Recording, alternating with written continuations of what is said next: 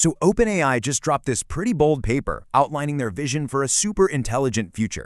Let's break it down. Yeah, Axios even called it the most detailed blueprint from any tech titan on how to reshape the economy. In it, they propose a new social contract to help us manage the transition to this new era. So what is superintelligence? Basically, it's AI that can outperform even the smartest humans using their own AI.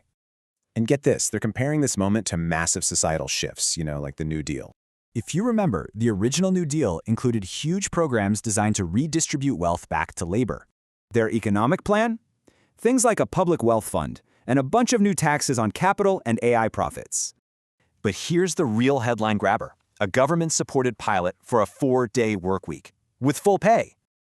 The plan also talks about more protections for workers and universal access to AI, kind of like electricity. Okay, but not everyone's buying it.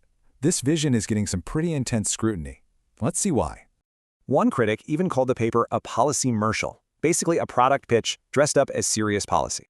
And here's the thing. Their proposals look a whole lot like a California bill that they actually lobbied to kill. They also suggest that public funds should be used to build infrastructure and, well, subsidize AI access. And it asks the government to fund safety research, right after OpenAI dissolved its own AI safety team.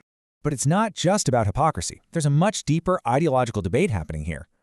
From a libertarian perspective, some ideas are okay, but they see huge red flags with central planning. So while they like things like startup in a box, they argue the plan relies on flawed government systems. To pay for all this, for example, OpenAI is calling for significantly higher taxes on capital gains.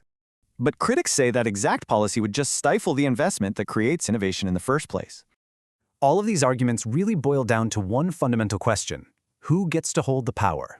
Some argue this paper is just a strategic move to completely control the narrative around AI regulation. An old quote from CEO Sam Altman even points to an early vision where a tiny group makes the big decisions. So that leaves us with the big question as we head into this new age. Who gets to write the rules?